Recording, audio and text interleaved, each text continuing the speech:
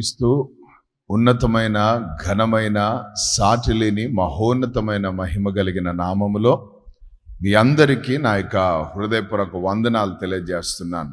ప్రభు యొక్క కృప మీ అందరికీ తోడై ఉండును గాక. ఆయన కృప నిరంతరము ఉండును గాక. హల్లెలూయా. దేవుని వాక్యంలోనికి మనం వెళ్దాం. లూకా రాసిన సువార్త 11వ అధ్యాయము 35వ మాట. లూకా సువార్త 11వ అధ్యాయము 35వ మాట. కాబట్టి నీలో నుండి వెలుగు చీకటి అయి ఉండకుండా చూచుకొనుము. నీలో ఉన్న వెలుగు చీకటి కాకుండా చూచుకొనుము. వెలుగు చీకటిగా మార్చబడ్డానికి కారణాలు. ఈరోజు ప్రభు మనతో చెప్పబోతున్న అంశం వెలుగు చీకటిగా మార్చబడ్డానికి కారణాలు. హల్లెలూయా. ప్రతి దానికి ఒక కారణం ఉంటుంది. నిలబడినందుకు ఒక కారణం ఉంటుంది, పడిపోయినందుకు ఒక కారణం ఉంటుంది, సాగిపోతున్నందుకు ఒక కారణం ఉంటుంది, నిలిచిపోయినందుకు ఒక కారణం ఉంటుంది. కారణము లేకుండా ఏది ఉండదు. దేవునికి స్తోత్రం. హల్లెలూయా.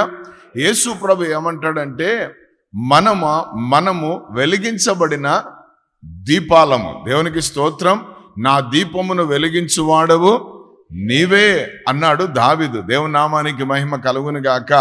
అయితే ఈ వెలిగించబడిన దీపం ఎక్కడ ఉండాలట? దీపస్తంభం మీద ఉండాలి. హల్లెలూయా. అది కొంచెం కింద మంచం కింద ఉంటే అది దేనికి ప్రయోజనం లేదు అంటాడు.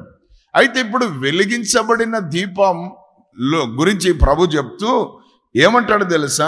నీలో ఉన్న వెలుగు ఏం కావదట? చీకటిగా మార్చబడకుండా, చీకటిగా ఉండకుండా చూసుకో అంటున్నాడు. అంటే మనం తెలుసుకోవాల్సిన విషయం, ఈ లోకానికి మనం ఏమై ఉన్నాం? వెలుగై ఉన్న మన దగ్గరికి ఏమొస్తుంటదట? చీకటి. దేవునికి స్తోత్రం. అయితే ఆ చీకటి ఎవరి జీవితాల్లోకి వస్తుంది? వెలుగు చీకటిగా ఎట్లా మార్చబడుతుందో ఈరోజు పరిశుద్ధాత్మని ద్వారా కొన్ని మాటలు మనము వినబోతున్నాం. హల్లెలూయా. దేవుని వాక్యంలో చూద్దాం. లూకా సువార్త 11వ అధ్యాయము 34వ మాట. నీ దేహమునకు దీపము నీ కన్నే గనుక నీ కన్ను తేటగా ఉంటే నీ దేహం అంతయు వెలుగుమయమై ఉండును. అంటే ఇప్పుడు మనం ఇక్కడ తెలుసుకోవాల్సిన విషయం ఏంటంటే, మన యొక్క వెలుగు చీకటిగా మార్చబడ్డానికి కారణం ఏంటంటే మన కనులే. మన కనులు ఎట్లుండాలట? తేటగా అని చెప్పండి అందరు కూడా. అంటే క్లియర్గా, లేకపోతే క్లీన్గా. ఎట్లుండాలా? శుద్ధిగా. ఆమేన్. మన చూపు ఎట్లుండాలట? కళ్ళు చేసే పని ఏంటి? చూసే పని. కాబట్టి మనం ఎట్లా చూడాలట? తేటగా చూడాలి. దేవునికి స్తోత్రం. మస్కగా కాదు. హల్లెలూయా. ఇంకా వేరే రకంగా కాదు. ఆమేన్. మన చూపు మన దేహాన్ని ఏం చేస్తుంది తెలుసా? చీకటిలోనికి తీసుకొని వెళ్తుంది. ఆమేన్. అందుకే మనం చూసేటప్పుడు చాలా జాగ్రత్తగా చూడాల. కొంతమంది చూపులు చాలా విచిత్రంగా ఉంటాయి. ఉదాహరణకు సౌలు గారి చూపు దావీదు మీద ఎట్లుందట?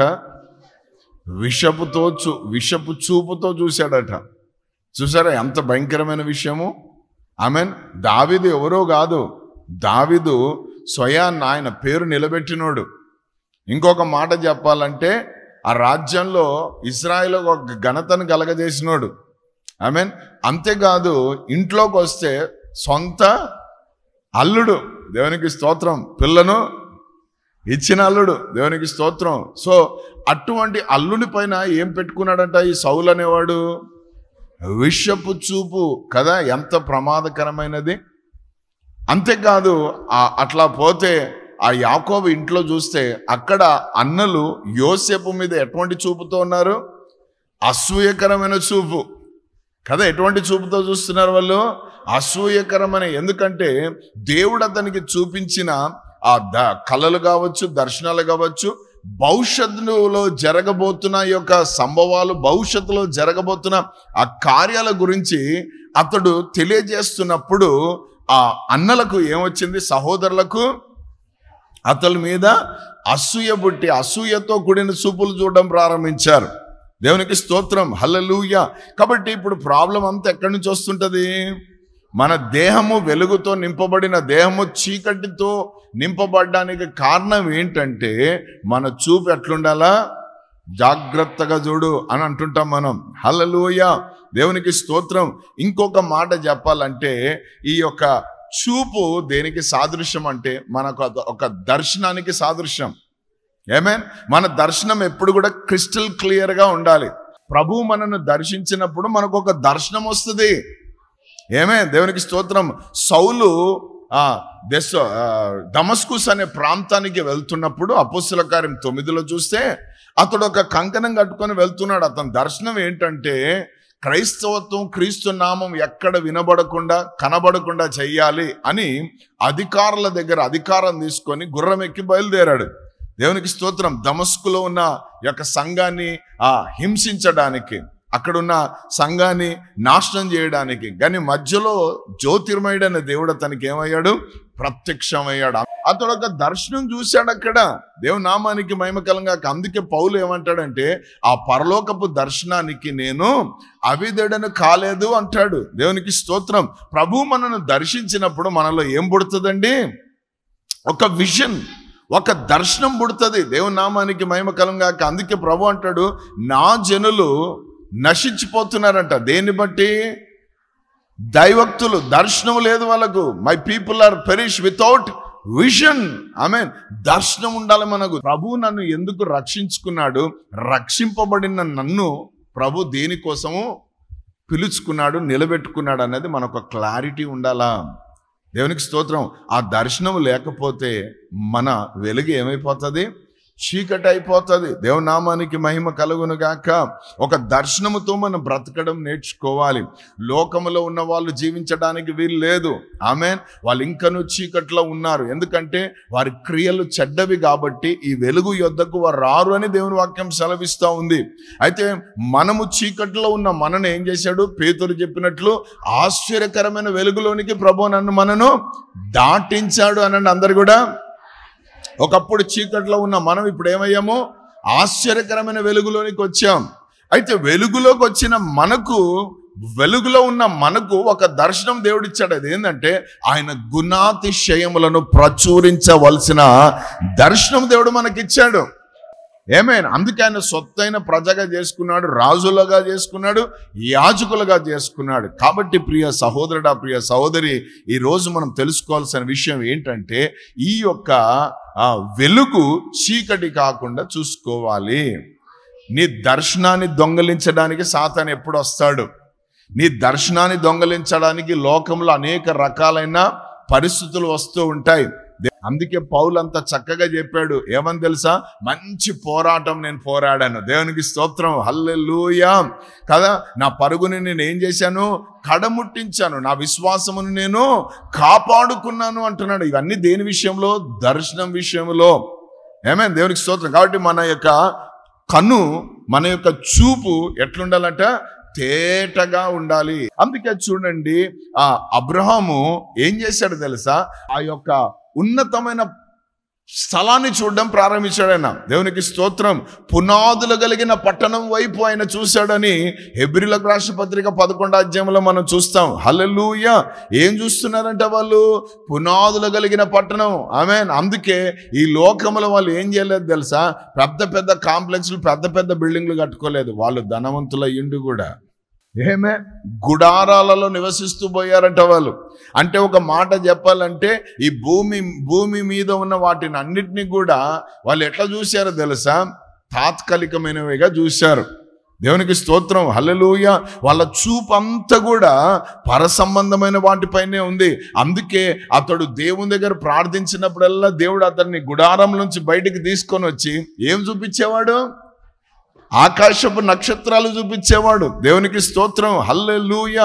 ఎందుకంటే దేవుని యొక్క ఆశీర్వాదము పరమందు దేవుడు దాచి ఉంచాడన్న సంగతి అందుకే అబ్రహాము దేవుని నమ్మెను, అది అతనికి నీతిగా ఎంచబడెను. దేవునికి స్తోత్రం, హల్లెలూయా. ఆయన చూపంతా కూడా పర సంబంధమైన వాటిపైనే ఉంది. కాబట్టి ఈరోజు మన వెలుగు చీకటిగా చీకటిగా మారకుండా చూసుకోండి అని ప్రభు ఎందుకు చెప్తున్నాడంటే, ఆ వెలుగును చీకటిలో మార్చేది ఏంటంటే నీ చూపే. నువ్వు చూసే చూపే నువ్వు కరెక్ట్గా చూడాలి. ఆమేన్, హల్లెలూయా. అందుకే ఆత్మతో నింపబడిన తర్వాత అని చెప్పండి అందరు కూడా, పరిశుద్ధాత్మ నింపుదలతో నింపబడిన తర్వాత ఆమేన్, ఎప్పుడు జరిగిందో ఒకటి జరిగింది. హల్లెలూయా. అపోస్తుల కార్యం 3వ అధ్యాయంలో చూస్తే పేతురు, యోహాన్ అనే వారు ఎక్కడికి వచ్చారు? శృంగారం అనే దేవాలయం దగ్గరికి వచ్చారు. వస్తే అక్కడ ఒక భిక్షకుని చూశారు, ఒక కుంటివాణ్ణి చూచి వాడిని ఏం చేశారు? మా వైపు చూడు అన్నారు. అందరు ఆమేన్ చెప్పండి. ఎందుకు? ఇది వెలుగు. ఆమేన్, హల్లెలూయా. దేవునామానికి మహిమ కలుగును గాక. పేతురుకి అది గుర్తుకొచ్చింటది. మార్కు 16:17 ఏది? ఆమేన్, నా నామమందు మీరు రోగులను స్వస్థపరుస్తారని గుర్తుకొచ్చింటది. దేవునికి స్తోత్రం. అందుకే మన వైపు తేరి చూశారంట. ఎట్లా చూశారు? తేరి చూసి వాళ్ళు ఏమంటున్నారో తెలుసా? వెండి మా దగ్గర లేదు, బంగారం మా దగ్గర లేదు, మాకు కలిగిందే ఇస్తున్నాం. అది ఏంటో తెలుసా? నజరైడన యేసు క్రీస్తు అను నామం. ఆ నామమే నిన్ను స్వస్థపరిచేది కాబట్టి, ఆ నామమే నిన్ను బలపరిచేది కాబట్టి, ఆ నామమే నిన్ను ధైర్యపరిచేది కాబట్టి, ఆ నామమే నీకు అద్భుతం చేసేది కాబట్టి, నజరైడన యేసు క్రీస్తు నామములో లేచినడు అన్నారు. Praise God. అంతే, దిక్కున లేచాడట వాడు, మిరక్కల్ వెంటనే. ఆమేన్. ఎందుకంటే వారికి ఒక దర్శనం ఉంది, ఒక చూపు వారు కలిగి ఉన్నారు. హల్లెలూయా. కుంటోని పరిగెట్టించాలరా అని, కుంటోని గంతులేసేటాడు చేయాలరా అని. కుంటోడు అడుక్కుండా భిక్షకుడుగా ఉండడానికి వీల్లేదు. ఎందుకంటే ఆమేన్, హల్లెలూయా, మనను ధనవంతులుగా చేయడానికి వచ్చాడు. కాబట్టి ఆ నామముతోనే వీని జీవితంలో కార్యం చేయాలని చెప్పి ఆ నామాన్ని వాడారు. వాళ్ళు ఎక్కడెక్కడ నామాన్ని వాడారో అక్కడ బలమైన కార్యాలు జరగడం ప్రారంభించబడ్డాయి. హల్లెలూయా. ఎందుకంటే ఆ నామం అన్ని నామముల కంటే. కాబట్టి వెలుగు సంబంధులమైన మనము చీకటి మనకు దరి చేరకుండా ఉండాలంటే మనము చూసే విధానం చాలా జాగ్రత్తగా ఉండాలి. హల్లెలూయా. నువ్వు ఏమి చూస్తున్నావో జాగ్రత్తగా చూడు. ఆమేన్. ఆ 430 సంవత్సరాల బానిస బ్రతుకుల నుంచి బయటకు వచ్చి ఇంకొక అడుగు కానానులో అడుగు పెట్టే, వాగ్దానపు దేశంలో అడుగు పెట్టే ఆ యొక్క భాగ్యం వాళ్ళకు వచ్చింది. అక్కడికి రాగానే మోషే ఏం చేశాడు తెలుసా? ఒక 10 మంది కదా వేగుల వారిని పంపించాడు. పోయి చూసిరాపోండి ఆ పట్టణాన్ని. దేవునికి స్తోత్రం, హల్లెలూయా అని చెప్పి పంపిస్తే వాళ్ళు వెళ్ళారు, ఆ పట్టణాన్ని చూశారు. దాని తర్వాత అక్కడున్న ద్రాక్షలు, అక్కడున్న దానిమ్మలు, అక్కడున్న కొన్ని పంటలు అవి కూడా తీసుకొని వచ్చారు. తీసుకొని వచ్చి ఇటువంటి సుందరమైన దేశం, ఇటువంటి అద్భుతమైన దేశం దేవుడు మనకి ఇవ్వబోతున్నాడు అని చెప్పి ఎంతో సంతోషం చేసి లాస్ట్లో ఏమన్నారు తెలుసా? అక్కడ ఉన్నవారు ఎటువంటి వారు? ఉన్నత దేహము కలిగిన వారు, రాజానుభావులు. మరి చూడండి, వాళ్ళు చూసిన చూపు ఎటువంటి చూపు? ఏమంటున్నారు? పోలుస్తున్నారు. ఏమని? వాళ్ళు హైట్ ఎక్కువ, వెయిట్ ఎక్కువ, బలం ఎక్కువ, వాళ్ళకు చాలా ప్రత్యేకంగా ఉన్నారు. అయితే వాళ్ళ ఎదుట మనం ఎట్లున్నామో తెలుసా? వాళ్ళ ఎదుట మనం ఎట్లా కనబడుతున్నామో తెలుసా? మిడతలాగా కనబడుతున్నాం. పోలిక చూడండి ఎట్లా పోల్చుకుంటున్నారు. ఆమేన్. అందుకే మీరు జ్ఞాపకం పెట్టుకోండి, దేవుడు నమ్మదగిన దేవుడు. ఆయన వాగ్దానం నమ్మదగినవి. ఆ వాగ్దానాల వైపే మనం నమ్మకం పెట్టుకోవాలి. కానీ పోల్చుకోవడం అనేది ప్రమాదకరమైంది. చాలామంది ఆత్మీయ జీవితాలను పోల్చుకుంటూ ఉంటారు కొంతమందితో. దేవునికి స్తోత్రం, హల్లెలూయా. ఈ పోల్చుకోవడం వద్దు నాయనా. అస్సలు ఎప్పుడు ఎవరితో పోల్చొద్దు. నీ పిల్లల్ని కూడా ఎవరిని పోల్చొద్దు. చూడండి, పిల్లలు కూడా ఎప్పుడైనా వాళ్ళతో వీళ్ళతో, ర్యాంకర్లతో, ఫస్ట్ క్లాస్ వచ్చిన వాళ్ళతో వీళ్ళతో పోలిస్తే వీడికి ఏమొస్తుంటుంది? లోపల ఇరిటేషన్ వస్తుంటుంది. నాయనా బాగా చదవాలా, అమ్మా బాగా చదవాలా, ఏం లేదు ఈసారి మంచి ర్యాంక్ కొట్టాలని ఇటువంటి చెప్తా ఉంటే వాళ్ళు ఆసక్తిగా వింటారు. కానీ వీళ్ళ పేర్లు చెప్పినా మనకి ఏమొస్తుంది? కొన్నిసార్లు కోపం వస్తుంది, కొన్నిసార్లు కృంగుదల కూడా వస్తుంది. ఆమేన్. కాబట్టి జాగ్రత్తగా ఉండాలి మనం. హల్లెలూయా. దేవునామానికి మహిమ కలుగును. నీకు అంత పోల్చుకోవాలని ఉంటే యేసు ప్రభుతో పోల్చుకో. ఆమేన్. హల్లెలూయా. కాబట్టి వీళ్ళు పోల్చుకోవడం చూడండి. అప్పుడు ఏం జరిగింది తెలుసా?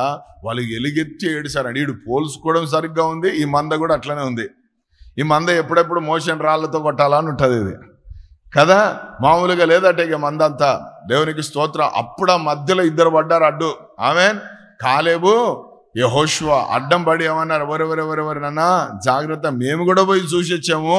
అయితే ఒకటి, ఆ దేశం ఎంతో సుందరమైంది, అది మనకి ఇవ్వడానికి ప్రభు సిద్ధంగా ఉన్నాడు. ఒకటి మనము ఆయనను ఆనందింపజేసిన ఎడల దాన్ని స్వాధీనపరుచుకుంటే బలము, శక్తి, కృప దేవుడు మనకిస్తాడు. ఏమేనా అది చూపు అంటే. వాళ్ళు ఏం చేశారు? జాగ్రత్త పడ్డారు. వెలిగించబడ్డ మనము, వెలుగులోనికి వచ్చిన మనము, వెలుగును మనము స్వతంత్రించుకోబోతున్న మనము ఏం చేయాలా? ఈ చీకటిని మన దగ్గరికి రాకుండా. Praise the lord. హల్లెలూయా. ఎంత ఆజానుభావుడైతే ఏముంది, ఎంత పెద్ద ఖడ్గం ఉంటే ఏముంది, ఎంత డ్రెస్ చేసుకుంటే ఏముంది, వాడి ఎంత డైలాగులు మాట్లాడితే ఏముంది, వాడికి రక్షణ లేదు, సున్నతి లేదు. మనము రక్షింపబడిన బృందము. రక్షకుడే మన దేవుడు. హల్లెలూయా. రక్షించేవాడే మన దేవుడు. ఆమేన్. హల్లెలూయా. అందుకే దావీదు అంటాడు, యుద్ధం యెహోవాదే. చూడండి, బాలుడే కానీ చూపెట్లుంది, బలంగా చూస్తున్నాడు. నా దేవుడు వీడిని నా కాళ్ళ కింద పడేస్తాడని, వీడు నా ముందు పడేస్తాడని. దేవునికి స్తోత్రం. హల్లెలూయా. అటువంటి చూపు మనం కలిగి ఉండాలి. ఆమేన్. చీకటి మనలోనికి రావడానికి కారణం, వెలుగు చీకటిగా మార్చబడ్డానికి కారణం ఏంటంటే నీ చూపు సరిగ్గా లేదు. You are not seeing in a good way. Amen. పాపము మానలేని కనులు గలవారుంటారట. ఎప్పుడు కూడా ఈ లోక సంబంధమైనవి కదా, కనులకు రమ్యంగా కదా కనబడుతుందట అది. హల్లెలూయా. అటువంటి చూపులు మనకొద్దు. జవనామానికి మహిమ కలుగునుగాక. ఆమేన్. విశ్వాసంతో కూడిన చూపు కావాలి మనకు. వేలి చూపు వద్దని చెప్పండి అందరూ. విశ్వాసంతో చూడాలా. కాబట్టి నీ కనులు చెడ్డాయనుకో, దేహం అంతా కూడా ఏమైపోతుంది? చీకటి అయిపోతుంది. వెలుగు చీకటిగా మార్చబడ్డానికి కారణం, వెలుగు చీకటిగా మార్చుకోకుండా నువ్వు చూసుకోమని ప్రభు ఎందుకన్నాడంటే, దేని ద్వారా నీ వెలుగు చీకటి అవుతుందంటే నీ చూపు ద్వారా, నీ కంటి చూపు ద్వారా. చెప్పండి అందరు కూడా, దేని ద్వారా? అందుకే దేవునికి స్తోత్రం. హల్లెలూయా. ఆమేన్. హల్లెలూయా. ఎలీషా ప్రార్థన చేసినట్లు ఏం చేయాలా? వీని కన్నులను తెరువు ప్రభువా, వీని కన్నులను బాగుగా తెరువు అన్నాడు. సిరియా దేశపు కదా సైన్యం అంతా వచ్చి వీరు ఉన్న ఆ పర్వతాన్ని చుట్టుకున్నారు. మొత్తం రథాలన్నీ చుట్టుకున్నాయి, గుర్రాలన్నీ చుట్టుకున్నాయి. ఆ పరాక్రమశాలు ఉన్నారు, అక్కడ సైనికులు ఉన్నారు, అందరు ఉన్నారు. ఎవరు? ఒక్క దైవ సేవకుని పట్టుకోవడానికి. ఆమేన్. ఆయనను తీసుకొని వెళ్ళడానికి. ఎందుకంటే వీరు కోటలో మాట్లాడుకునే అన్ని కూడా ఈయన ఇజ్రాయేలుకు చెప్తా ఉన్నాడు. అప్పుడు రాజుగారికి డౌట్ వచ్చింది, వరే మనం ఇంత సీక్రెట్గా రహస్యంగా మాట్లాడుకుంటుంటే ఇది ఎట్లా వాళ్ళకి సమాచారం అందుతుంది? మన మధ్యలో ఎవరైనా ఏజెంట్లు ఉన్నారా అంటే ఒకడు అన్నాడు, ఏజెంట్లు లేరు, పాడు లేరు. ఇశ్రాయేలులో ఒక ప్రవక్త ఉన్నాడు, వాడికి ప్రతిదీ దేవుడు బయలుపరుస్తూ ఉంటాడు. ఆ బయలుపరిచిందంతా చెప్తుంటాడు. అంటే ఓహో అదా మ్యాటర్, పట్టుకోరాపండ్రా అని చెప్పాడు. వీళ్ళందరూ రథాలు గిదాలు వేసుకొని పోయి మొత్తం ఉదయాన్నే ప్రైజ్ ది లార్డ్ ఎత్తుకొని పోదామని వచ్చారు. హల్లెలూయా. అయ్యగారు లేచాడు, అసిస్టెంట్ పాస్టర్ లేచి కిటికీలు అట్లా తెరిచాడు. ఇట్లా తెరిచాడనండి, అట్లనే మూసాడని చెప్పండి. తెరిచాడు మూసాడు అనండి. ఎందుకు? తెరిచిన వెంటనే ఒక భయంకరమైన దృశ్యం కనిపించింది. ఎవరాళ్ళంతా? సిరియా యొక్క సైన్యం కనిపించింది. వెంటనే అబ్బో అని మూసేశాడు. ఎందుకు? ఇంకా మనం పట్టుకొని పోతాడరా, అయిపోయి మన పని అనేసి. ఆమేన్. వెంటనే సేవకుని తెరిపోయి, అయ్యా అయిపోయినామయ్యా, నశించిపోబోతున్నామయ్యా, మన పని అయిపోయింది అయ్యా, మన చుట్టూ ఎవరు చుట్టుకున్నారు? శత్రువులందరూ చుట్టుకున్నారయ్యా, మన పని అయిపోయింది అయ్యా, నేను ఇప్పుడే చూసి వచ్చాను, నా కళ్ళారా నేను చూసి వచ్చాను అనగానే దేవునికి స్తోత్రం. దైవ సేవకుడు ఏమన్నాడు? ప్రభువా వీని కన్నులను తెరువు అన్నాడు. ఎప్పుడైతే వీని కనులు తెరవబడ్డాయో, ఏ కనులు? మూడో కన్ను కాదు, మనోనేత్రాలు. ఆమేన్. ఎప్పుడైతే తెరవబడ్డాయో దేవునికి స్తోత్రం. సిరియానీయుల సైన్యము కంటే 100 రెట్ల సైన్యము. ఆమేన్. అవి మామూలు గుర్రాలు రథాలు అయితే అగ్ని రథములు కనబడుతున్నాయట చుట్టూరు. దేవునికి స్తోత్రం. అగ్ని రథాలు ప్రాకారముగా దేవుడు పెట్టాడు. హల్లెలూయా. నాకు ఆ మాట చదివినప్పుడు ధ్యానించినప్పుడల్లా నాకేమనిపిస్తుంది అంటే, ఒక గొర్రె పిల్ల మేక పిల్ల యొక్క రక్తము క్రింద ఉన్నవాడికే అగ్ని రథాలతో ఉంటే, మరి కల్వరి రక్తము చేత కనబడిన కడగబడిన కొనబడిన మనకు ఎన్ని రథాలతో ఆ దేవుడు అగ్ని చేత, ప్రైజ్ ద లార్డ్, ప్రొటెక్షన్ ఇస్తాడో ఆలోచన చేయండి. హల్లెలూయా. Praise the lord. ఇంకో మాట చెప్తున్నాను. ఎలీషాకు అగ్ని రథాలు ఉంటే దేవునికి స్తోత్రం. హల్లెలూయా. మనను అగ్ని జ్వాలలుగా చేశాడు దేవుడు. Hallelujah. We are the fire. Amen. Wind of fire. దేవునికి స్తోత్రం. అగ్ని జ్వాలలం మనం. సో వాని కనులు ఎప్పుడైతే తెరవబడ్డాయో, ప్రైజ్ ద లార్డ్, ఈయన కళ్ళు తెరిచాడు. ఆ వచ్చిన సిరియానీయులకు కళ్ళు మూసాడు. ఆమెను అక్కడెక్కడే తడువులాడుతున్నారంటారు. ఎక్కడరా మనం ఏ పట్టణంలో ఉన్నాం రేమరా అని డైరెక్ట్గా రాజు దగ్గరికి వచ్చారు. సైన్యం అంతా చుట్టుకుంది. దైవసేవకుని అడుగుతున్నారు, లేపేద్దామా వీళ్ళని అంటే దైవసేవకుడు అన్నాడు, వద్దు, భోజనం పెట్టి పంపించండి అన్నారు. హల్లెలూయా. దేనికి స్తోత్రం. అందుకే యేసు ప్రభు కూడా అన్నాడు, ఏమన్నాడు తెలుసా? 2 లేక 3 భూమి మీద ఏదైతే బంధిస్తారో అది పరమందు బంధించబడుతుంది, ఏదైతే విప్పుతారో అది అంతే. Praise the Lord. అందుకే 2 3 కలిసి ప్రార్థన చేస్తే చాలా జరుగుతాయి. ఆమేన్. సో నీ యొక్క వెలుగు ఏం కావద్దట? చీకటి కాకుండా చూసుకోమన్నాడు. చీకటి కావడానికి కారణం ఏంటి? మొట్టమొదటిగా చూపు. చెప్పండి అందరు కూడా. విశ్వాసంతోనే చూడాలి మనం ఎప్పుడు కూడా. అవిశ్వాసాన్ని తిరిగి రానియద్దు. దేవునికి స్తోత్రం. హల్లెలూయా. వ్యర్థమైన చూపులు మనలో ఉండొద్దు. దేవునామానికి మహిమ కలుగునుగాక. హల్లెలూయా. సమస్యను కదా యేసుప్రభు ఏమన్నాడు? మీరు ఆవగింజంద విశ్వాసం ఉంటే ఆ కొండను చూచి ఏమనాలంట? వెళ్ళి సముద్రంలో పడంటే ఏమవుతుందంటే, అది కళ్ళు మూసుకొని కాదు, వెళ్ళిపో, ఎక్కడున్నావు వెళ్ళిపో అంటే కాదు. ఆమేన్.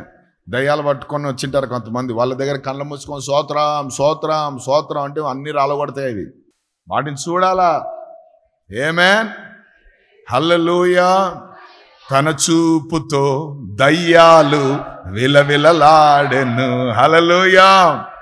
అది చూడాలి మనం కూడా. ఎందుకంటే యేసు ప్రభు లోపల ఉన్నాడు కాబట్టి ఆయనను చూడమని చెప్పాలి ఒకసారి. హల్లెలూయా. ఎప్పుడైతే చూస్తామో ఆ ఎత్తి సముద్రంలో పడతాయి యేసు నామములో. హల్లెలూయా. ఆమేన్. అమ్మో దయ్యాలు వచ్చినాయి, అమ్మో దయ్యం వచ్చింది, అమ్మో దయ్యం వచ్చిందని ఇంకా తీసుకొని దిండు పెట్టినట్టు పెట్టద్దు తలకాయ మీద. కొంత తల మీద పెట్టింటారు. ఇట పో పో అంటుంటుంది, అని నవ్వుతుంటుంది. ఎందుకు? ఈడరా బైబిల్ పెడితే మనం పోతామా? ఆ బైబిల్లో ఉన్న మాట బయటకు వస్తే పోతాం, కానీ అది అగ్ని వంటిది. కానీ ఈ బైబిల్ నెత్తి మీద పెడతాం, మాకేమవుతుంది? Praise God. కొంతమంది అనుకుంటున్నారు బైబిల్ చింపి అంటే. ఏం కాదు, వాక్యం ఉంది లోపల. ఎన్ని బైబిల్ తగలబెట్టినా ఏమీ జరగదు. ఆమేన్. హల్లెలూయా. సండే స్కూల్ పిల్లోడు ఒక్కడి నిలబడి ఒక్క మాట మాట్లాడితే చాలా కార్యాలన్నీ జరిగిపోతాయి. Praise God. హల్లెలూయా. అన్నా కాల్ చేస్తున్నా అన్నా, ఏం don't worry brother. Amen. Hallelujah. హృదయం అనే పలక మీద దేవుడు ఏం చేశాడు? ప్రభు చెప్పిన మాట ఏంది? మిమ్మల్ని ఈడ్చుకొని వెళ్తారు, లాక్కొని వెళ్తారు, అధికారుల ముందు నిలబెడతారు. ఏం మాట్లాడాలని మీరు చింతించొద్దు. ఆ సమయమున పరిశుద్ధాత్ముడే ఏం చేస్తాడు? మెసేజ్లు అన్నీ ఆయనయే. ఆయన మాట్లాడేది ఆయన్నే. మనము ఊరికే నిమిత్త మాత్రమే నిలబడ్డాం మన పని. దేవునికి స్తోత్రం. హల్లెలూయా. కాబట్టి నీ కళ్ళ చూపు జాగ్రత్తగా ఉండాలని చెప్తున్నాడు దేవుడు. మంచి చూపుతో జీవించడం నేర్చుకో.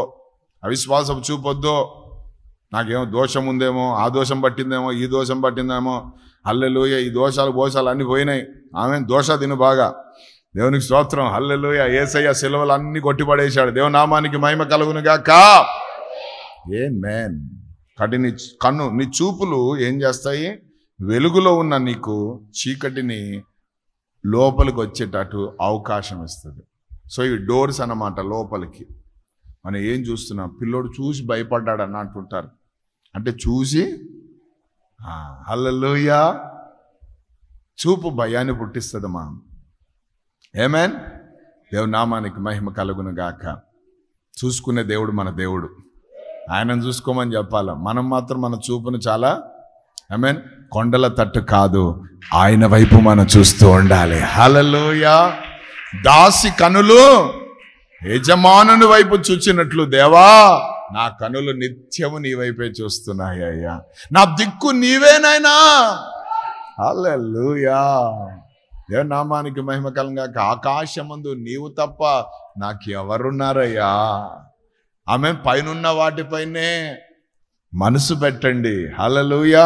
భూ సంబంధమైన వాటిపైన కావద్దు. దేవునికి స్తోత్రం. చీకటి అయిపోతుంది మళ్ళా మన జీవితం. హల్లెలూయా. దైవనామానికి మహిమ కలుగును గాక. సో చీకటి నీ జీవితంలో ఎంటర్ కావడానికి కారణం మొట్టమొదటిగా నీ చూపు. ఆమేన్. జాగ్రత్తగా చూద్దాం. దేవునామానికి మహిమ కలుగాక. రెండవదిగా చూడండి, మత్తయి సువార్త 7వ అధ్యాయము 1వ వచనం. మత్తయి సువార్త 7వ అధ్యాయము 1వ వచనం. మీరు తీర్పు తీర్చకుడి, అప్పుడు మిమ్మును గూర్చి తీర్పు తీర్చబడదు. మీరు తీర్చు తీర్పు చొప్పుననే మిమ్మును గూర్చి తీర్పు తీర్చబడును. మీరు కొలుచు కొలత చొప్పుననే మీకును కొలువబడును. నీ కంటిలోనున్న దూలము నెంచక నీ సహోదరుని కంటిలోనున్న నలుసును చూచుట ఎలా? నీ కంటిలో దూలముండగా నీవు నీ సహోదరుని చూచి నీ కంటిలోనున్న నలుసును తీసివేయమని చెప్పనేలా? వేషధారి, మొదట నీ కంటిలోనున్న దూలమును తీసివేసుకొనుము, అప్పుడు నీ సహోదరుని కంటిలోనున్న నలుసును తీసివేయుటకు నీకు తేటగా కనబడును. దేవునికి స్తోత్రం. కాబట్టి రెండవదిగా ఏంటి విషయము? వెలుగు చీకటిగా మార్చబడ్డానికి కారణం ఏంటంటే, ఇతరులను మనం ఏలెత్తి తీర్పులు తీర్చి దేవునికి స్తోత్రం, హల్లెలూయా. మన కంట్లో ఏముందట? దూలం ఉందంట. ఎదుటివని కంట్లో ఏముందంట? ఆమె నలుసు గొప్పదా, దూలం గొప్పదా? అంటే అంత మనలో ఇంత పెట్టుకొని వానిలో ఏదో చిన్నది ఒకటి కనబడుతుంది, ఆ నలుసు. దాన్ని పట్టుకొని నువ్వు ఏం చేస్తున్నావు? తీర్పు మీద తీర్పులు. తీర్పు చెప్పమంటే బలి చెప్తారు. హల్లెలూయా కదా. లోకం అంతా యేసయ్య దగ్గరకు వచ్చిందని చెప్పండి. అది ఎట్లా? రాళ్ళు పట్టుకొని వచ్చింది. ఎందుకు? వ్యభిచారం అందు ఒక ఆమె పట్టబడింది. ఆమెను రాళ్లతో కొట్టి చంపాలి అని మా శాస్త్రం చెప్తుంది. కాబట్టి నీ విషయం ఏందని యేసు దగ్గరికి వచ్చింది. ఆమెన్. వాస్తవంగా చెప్పాలంటే ఆయనే తీర్పరి. యేసు ప్రభు వారు తీర్పు తీర్చేవాడు. కానీ ఏమంటాడంటే, నేను ఇప్పుడు తీర్పు తీర్చడానికి రాలేదు, ఒకరోజు వస్తుందిలే టైము, అప్పుడు నేను, ప్రైజ్ ద లార్డ్, హల్లెలూయా. ఎందుకంటే ఆయన న్యాయాధిపతి, ఆయన జడ్జి అయి ఉన్నాడైనా. దేవుడు అనగా న్యాయాధిపతి. ఆమేన్, హల్లెలూయా. సో ఆయనకు తీర్పు తీర్చే అవకాశం ఉంది. శిక్ష వేయొచ్చు ఆమెకు. నోరు తెరిచి అయిపోయాయి. దేవునికి స్తోత్రం. కానీ ఏం చెప్పాడు తెలుసా? వారి వైపు చూస్తూ ఒక మాట అన్నాడు, మీలో పాపము లేనివాడు మొట్టమొదటిగా ఆమె మీద రాయి వేయండి అన్నాడు. ఎప్పుడైతే మాట అన్నాడో, దేవునికి స్తోత్రం, రాళ్ళు చిన్నల మొదలుకొని పెద్దల వరకు ఆ రాళ్ళు యేసు ప్రభు దగ్గర వదిలేసి వెళ్ళిపోయారు. నువ్వే కొట్టుకో ప్రభు అని. ఆకాశమందు నీవు తప్ప నాకెవరున్నారయ్యా? ఈ లోకములో నీవుగాక వేరే ఆశ